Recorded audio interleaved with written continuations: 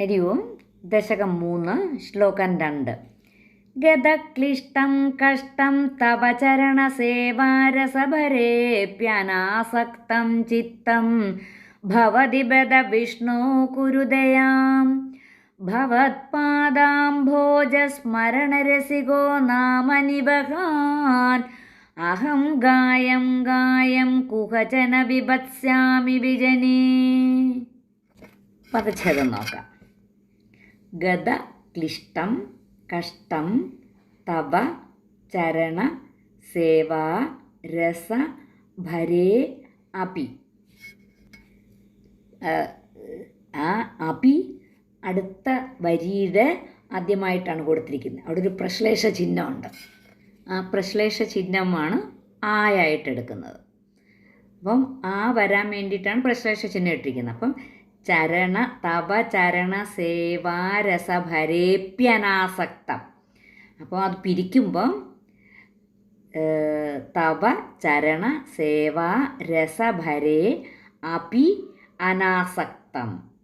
അപ്പോൾ ഇതിൻ്റെ ബാക്കിയായിട്ടാണ് രണ്ടാമത്തെ വരി വരുന്നത്. നമ്മൾ ഒരുമിച്ച് ചൊല്ലുമ്പം ഗതക്ലിഷ്ടം കഷ്ടം തവ ചരണ സേവാ രസഭരേപ്യനാസക്തം അങ്ങനെ എടുക്കണം. അല്ലെങ്കിൽ ഗതക്ലിഷ്ടം കഷ്ടം തവ ചരണ സേവാരസഭരേപി അടുത്ത വരി അനാസക്തം എന്ന് പറഞ്ഞെടുക്കണം. അപ്പം അഭിന്ന് ആദ്യത്തെ അതിൽ പറയുകയാണെന്നുണ്ടെങ്കിൽ രണ്ടാമത്തെ വരി അനാസക്തം എന്ന് പറഞ്ഞെടുക്കുക. പക്ഷേ ഏറ്റവും നല്ലത് ഗതക്ലിഷ്ടം കഷ്ടം തവ ചരണ സേവാരസഭരേപ്യനാസക്തം ചിത്തം ഭവതി ബദ വിഷ്ണോ കുരു ദയാം അങ്ങനെ എടുക്കുക.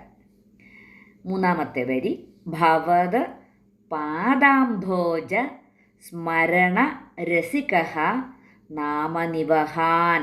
അതും അതുപോലെ തന്നെ മൂന്നാമത്തെ വരിയിൽ നാമനിവഹാനഹം ഗായം ഗായം കുഹജന വിഭത്സ്യാമി വിജനേ. നാമനിവഹാൻ എന്നെടുക്കുകയാണെന്നുണ്ടെങ്കിൽ അഹം എന്ന് പറഞ്ഞ് തുടങ്ങുക നാലാമത്തെ വരി. അപ്പം അതല്ല ഒരുമിച്ച് ചൊല്ലുകയാണെന്നുണ്ടെങ്കിൽ ഭവത് പാദാംഭോജസ്മരണരസികോ നാമനിവഹാനഹം ഗായം ഗായം കുഹജന വിഭത്സ്യാമി വിജനെ.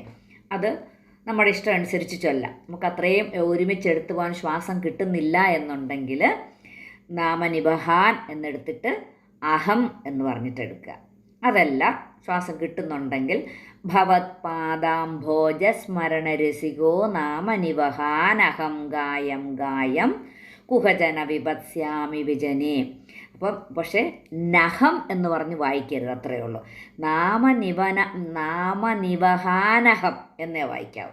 നാമനിവഹ എന്ന് പറഞ്ഞ് നിർത്തിയേച്ച് നഹം എന്ന് വായിക്കരുത്. അപ്പം അർത്ഥം മാറിപ്പോവും. നാമനിവഹാൻ അഹം ഗായം ഗായം എന്നെടുക്കുക.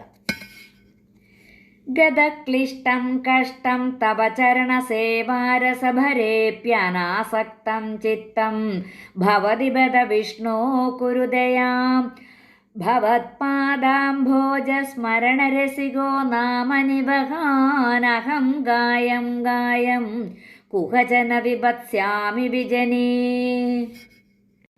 ദശകം 3 ശ്ലോകം 2 അന്വയവും അർത്ഥവും നോക്കാം.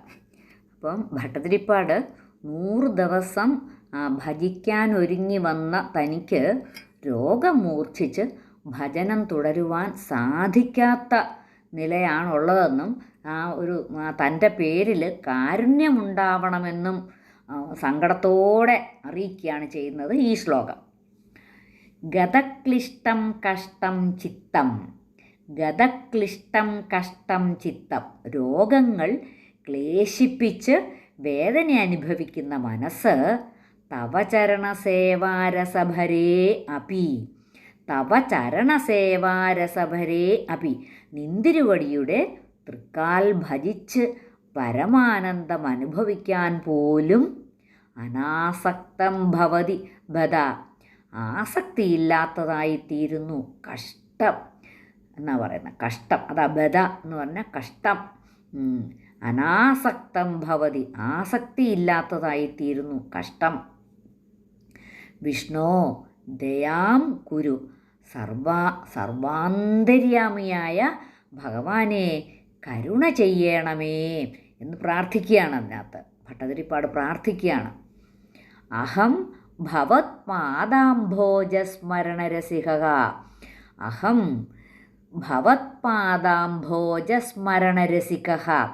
നിന്തിരുവടിയുടെ പാതാരവിന്ദങ്ങളെ ധ്യാനിച്ച് രസിച്ചും കൊണ്ട് നാമനിവഹാൻ ഗായം ഗായം തിരുനാമങ്ങളെ ഇടവിടാതെ പാടിക്കൊണ്ടും കുഹചന വിജനേ വിപത്സ്യാമി. ആരുമില്ലാത്ത വല്ല സ്ഥലത്തും പോയിരിക്കണമോ, ഞാൻ അങ്ങനെ ചെയ്യണമോ എന്ന് ഭഗവാനോട് ചോദിക്കുകയാണ്. ഇത് ഭഗവാനും ഭട്ടതിരിപ്പാടും കൂടെയുള്ള സംസാരമാണ്. ഭട്ടതിരിപ്പാട് അവിടെ ഇരുന്ന് എഴുതാനിരിക്കുമ്പം ഗുരുവായൂരപ്പൻ്റെ ആ ശ്രീലകത്തേക്ക് നോക്കുമ്പം ഭഗവാനെ ഇങ്ങനെ കാണുന്നുണ്ട്. കണ്ടുകൊണ്ട് സംസാരിച്ചു കൊണ്ടാണ് ഭട്ടതിരിപ്പാട് എഴുതുന്നതെന്നാണ് പറയുന്നത്. പോയി ഈ ഭട്ടതിരിപ്പാട് ആദ്യമായിട്ട് തൻ്റെ രോഗക്ലേശത്തെപ്പറ്റി പറയുന്നത് ഈ 2ാമത്തെ ശ്ലോകത്തിലാണ്.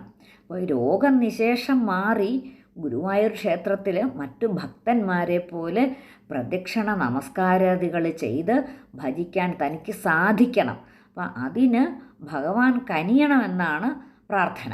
അപ്പം അതിന് സാധിക്കാതെ ഭജനം വേണ്ടെന്ന് വെച്ച് പോകേണ്ടി വന്നാലും താൻ ഭഗവത് പാതാരവിന്ദങ്ങളെ സ്മരിച്ചും നാമം ചൊല്ലിയും തന്നെ കാലം കഴിച്ചു കൂട്ടുമെന്ന് പിന്നെ പറയുന്നു.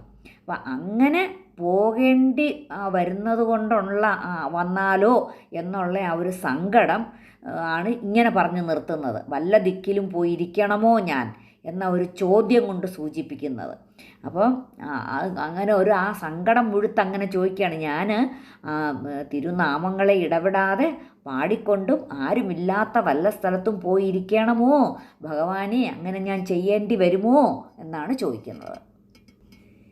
ഗതക്ലിഷ്ടം കഷ്ടം തവ ചരണസേവാരസഭരേപ്യനാസക്തം ചിത്തം ഭവതി ബദ വിഷ്ണോ കുരുദയാം ഭവത്പാദാംഭോജസ്മരണരസികോ നാമനിവഹാനകം ഗായം ഗായം കുഹജന വിഭത്സ്യാമി വിജനേ.